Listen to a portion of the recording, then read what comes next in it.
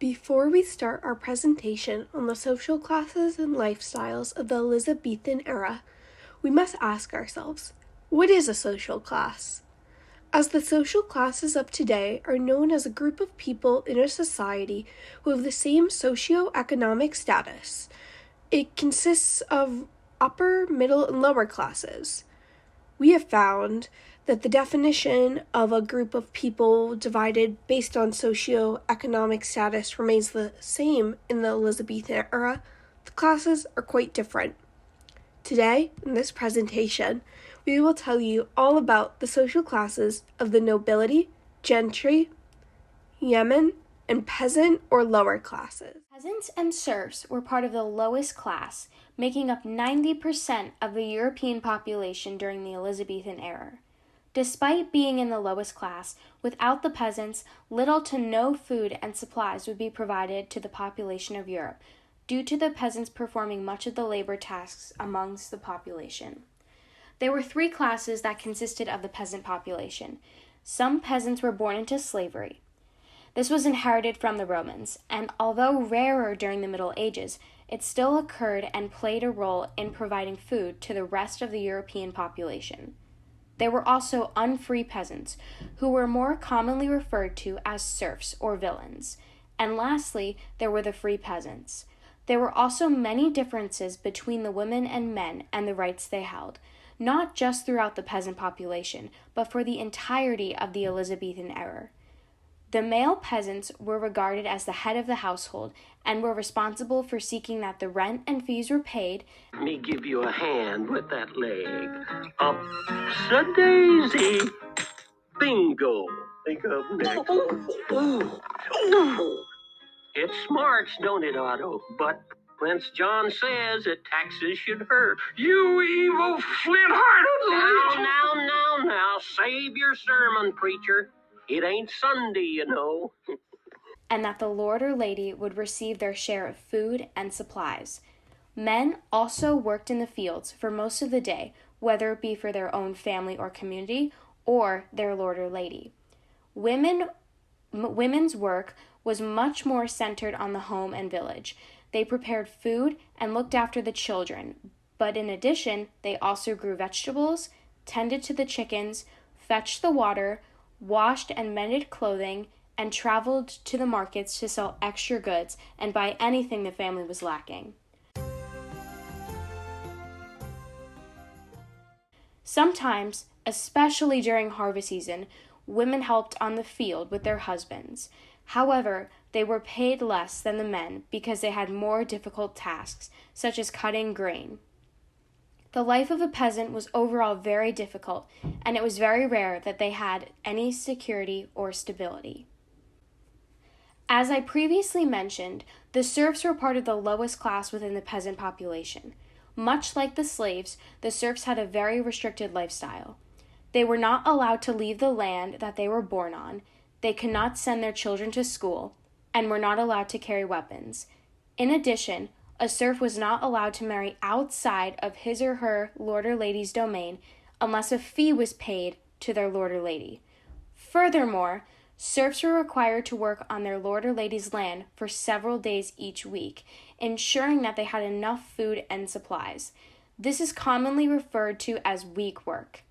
However, some serfs had the security and stability in which their lord or lady would rent each family of serfs a plot of land to work on for the remaining days of the week. This was a huge benefit for the serfs because if they were able to grow grain on the land that had been rented, they could benefit their own families. The highest class out of the peasant population were the free peasants. Unlike the serfs, the free peasants were permitted to leave the land where they were born on. They could find spouses outside of their social class without paying a fee, could carry weapons, and send their children to school. Free peasants made their living in a very similar way to serfs, by renting pieces of land from a lot of ladies or lords, and then using it to grow food, in addition to working on their land to provide food and supplies. Although the free peasants lived an overall more comfortable lifestyle compared to the serfs, in a crisis, they lacked the security that they had. If there was ever a depression or any casualty, A lord or lady could evict a free peasant, raise the rent on their land, and reduce employment for wage labor. Serfs overall had the bigger advantage during depressions because the rent was always at a fixed rate and they could not be evicted, providing more stability during a crisis.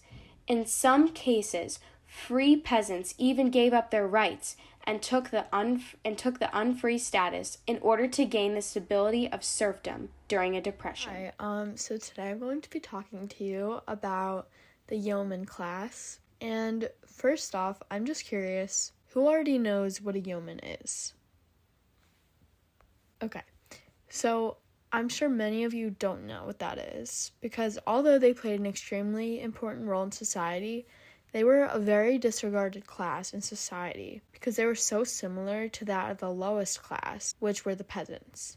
The yeoman class was the middle lower class who earned enough to live comfortably, but if a particular circumstance, such as someone not being able to work, they would quickly slide into poverty, which is honestly very unfortunate. But you've already heard me say that this class was important to society, but many of you are most likely wondering why.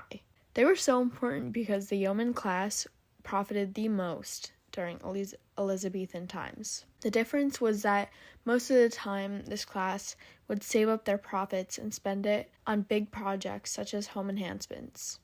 And they would spend their money practically on stuff that they actually needed, rather than stuff that they just wanted for aesthetics. Some home enhancements included fixing their roofs or other basic repair jobs. The yeomen oftentimes kept to themselves and their families, which is why you have not heard much about them. They also focused on their own household's well-being by working and cleaning. Also, when the yeomen had repair jobs to do to their homes, they would perform it themselves rather than waste the money to hire someone to do it for them. Where'd you get these? The 99-cent store? The 98-cent store. So, what was life like for the yeoman class specifically? First, the yeoman class had a very simplistic diet. What they ate was primarily meat-based, sorry Avery, which included beef and pork mainly. Although meat could be found at every meal, bread was almost equally important in yeoman households' diets. The main types of bread served were bran and wheat. Although other classes ate bread too, the yeoman class ate more grain-filled bread, while the gentry class, for example, ate white bread and pastries. Most of the items that yeoman class consumed were grown in gardens, baked in their own kitchens, or acquired from local markets. What did they wear? The yeoman class wore clothes made of cotton and or wool. Most of the clothes worn were made by themselves. The men wore cheap fabrics, woolen clothing, and work clothes. The work clothes usually consisted of a simple shirt and starchy pants. While on the other hand, the females wore stockings, tight-fitting clothes, long dresses, collars, and ruffs, and the hats, which were not the same hats that the higher class wore. And obviously the clothes were different as well, based off of different materials. The yeoman clothes, which were again, they were all made of cheap materials. The yeoman class definitely did not live in a marble palace, that's for sure. In fact, it was quite the opposite. They owned a very small plot of land that sat a small, usually 2-story home. Yeomen typically lived in a thatched or timber-framed cottage with overhangs, and the main structure of the house was usually brick. The yeomen relied on their jobs to support them, their home, and their life. Even though these jobs paid little to nothing, they worked crazy hours to make their living. Some of these jobs included farmers, land managers, tradesmen, craftsmen, laborers, artisans, shoemakers, carpenters, and brick builders, and of course many other jobs as well. Last but not least, yeoman class had a very unique way of curing sicknesses and ailments. Most illnesses and ailments were treated with herbal remedies. Head pains, they were treated with herbs, rose, lavender, sage, and bay. Stomach pains, these were treated with wormwood, mint, and balm. Lung ailments, licorice and comfrey is the cure for you. Vinegar also was used to generally kill diseases. Overall, the yeoman class had a very different way of life than that of other classes. That is what makes learning about their culture all the more interesting. With that being said, I hope you enjoyed learning about the topic I enjoyed researching. Class, also known as the upper middle class, is the gentry. The gentry, who were often rich merchants, were gentlemen who owned large amounts of land, were educated, and had a family coat of arms, but were not given nobility titles at birth. Despite only being 5% of the population, this group would serve as the majority of landowners in the Elizabethan era and would not work with their hands, but rather as the employers of the lower classes. They would socialize with other members of the gentry, but try to move up into the nobility class by earning titles through marriage or service.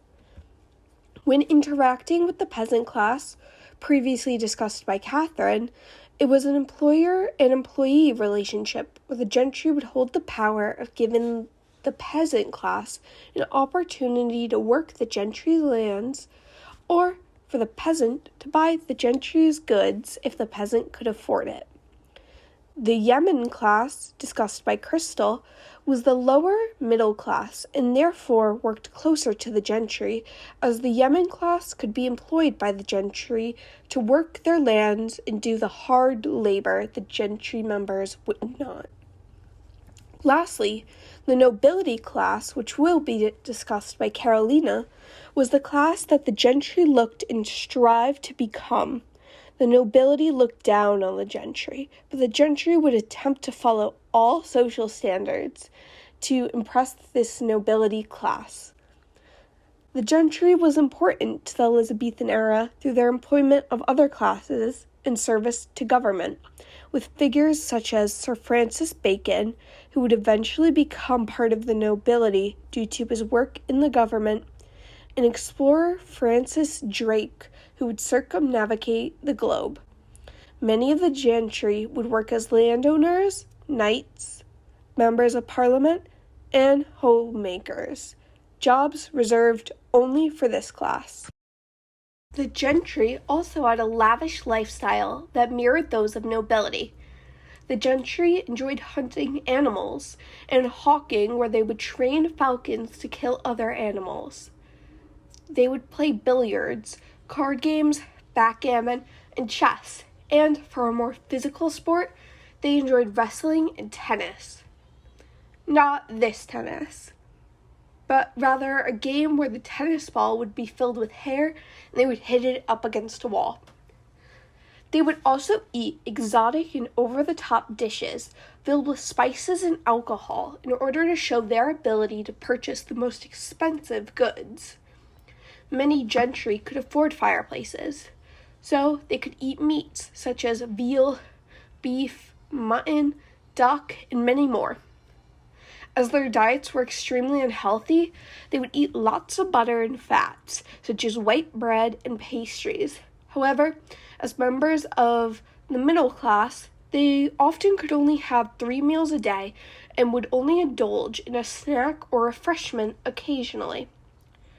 All of this would contribute to their life expectancy of 42 years old, along with extremely unreliable medical access.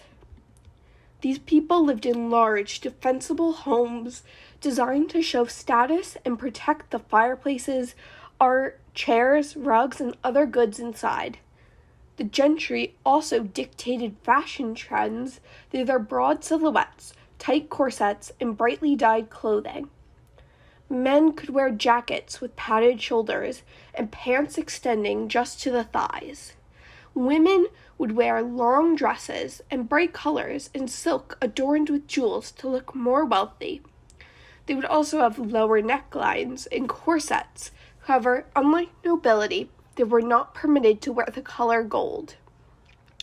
This class uses their moderately wealthy lifestyle and social characteristics to show you don't have to be nobility to enjoy the finer things in life. Fourth and last social class, also known as the highest class in the Elizabethan era, is the nobility.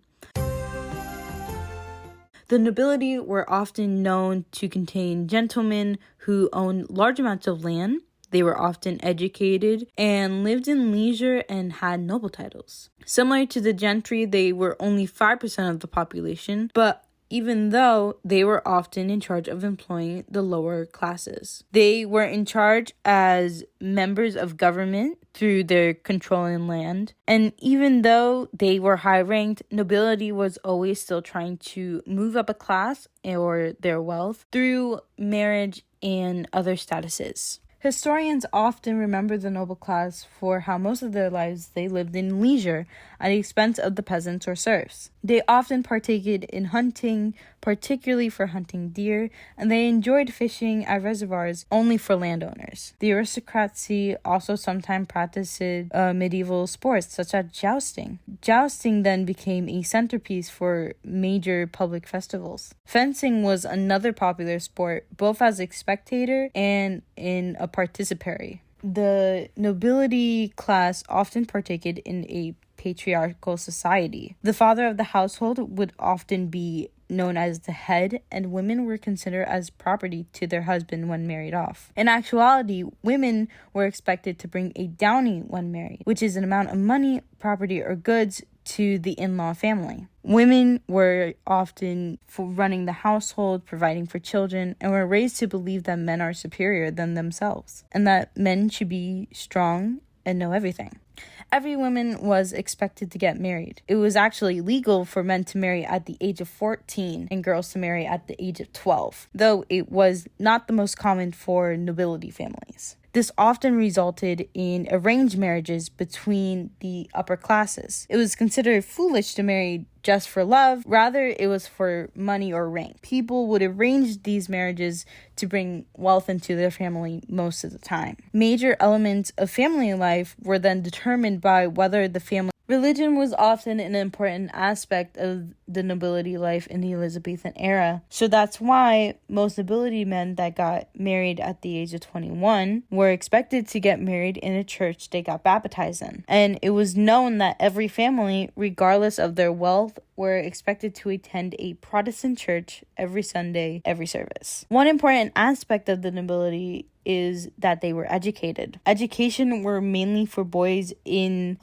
these upper classes such as the gentry and nobility. Schools for boys through the ages 5 and 7 were usually educated by a housewife. Then afterwards, children of nobles would often be home taught through the age of 7 to 14 by a tutor. The most common school during the Elizabethan era was the grammar school. And often at grammar school, they were taught by ushers. And they were taught parts of speech, verbs, sentences, construction, English, Latin translation. And in the ages 10 through 14, they learned arithmetic, religion, education, and a bit of Greek. Boys would often go to university at the age of 14, and the most popular universities at the time was Cambridge and Oxford University. In actuality, the Elizabethan era only had 24 letters, while ours have 26. This is because the letter I and J were the same, and the letters U and V were the same. The nobility diet often reflected their extravagant lifestyle. They often ate exotic and over-the-top dishes. These would be filled with spices from trade, alcohol, and other expensive goods. They were known to include rapes, onions, garlic, and leeks, and would often include fruit as well. Simple food or food that looked uncooked was deemed poor or suspicious. And though they could have meat, they were often cautious due to religious holidays such as Lent and Advent. Fashion was very important in the Elizabethan era. The nobility was often known to wear their broad silhouettes, a tight corset, and bright dyed clothing. So while men would wear jackets with padding shoulders and pants extended just to the thigh, similar to the gentry, women would wear long dresses with bright colors and silks adorned on them with jewelry to make themselves look more wealthy. In the Elizabethan era, fashion expressed who you were and what family or rank you are. It was often used as a way to split up the upper middle class and the lower middle class. This was followed by everyone, and it was not a choice what you can wear. Such an example as this was the supplementary laws. These laws were often used to control behavior and maintain a certain class structure. Some laws were only royalty were allowed to wear clothing that were trimmed with emerin. Lesser nobles had to wear clothing with fox and other trims. Upper-class citizens wore expensive clothing made of velvet from Italy, satin, furs, silks imported from the Middle Eastern, lace, cotton, and taffeta, while the lower-class citizens would only wear a basic material. Notability also lived in large and luxury houses that contained a lot of land. This was often shown to prove their status and to protect the goods that they often had on the inside, since they often had fireplaces, art, chairs, rugs, stained glasses, and other expensive items. Family and life within the nobility class were often very close, since infant mortality was very high, so children were often cherished. Childbirth was also considered very dangerous, so it was not uncommon for abortions to occur. This either happened by taking herbs or planning other dangerous physical activities to lose the baby. Even though the nobility had lots of wealth, doctors were still extremely unreliable and would often cause more harm than good. This often resulted in nobility not going to get a doctor. Mass disease, though likely to spread in nobility and gentry, were less likely to happen than other classes, such as the yeoman and the serf or peasant class, as they were not as tightly kept together as the member of the lower classes and had more sanitation in their water.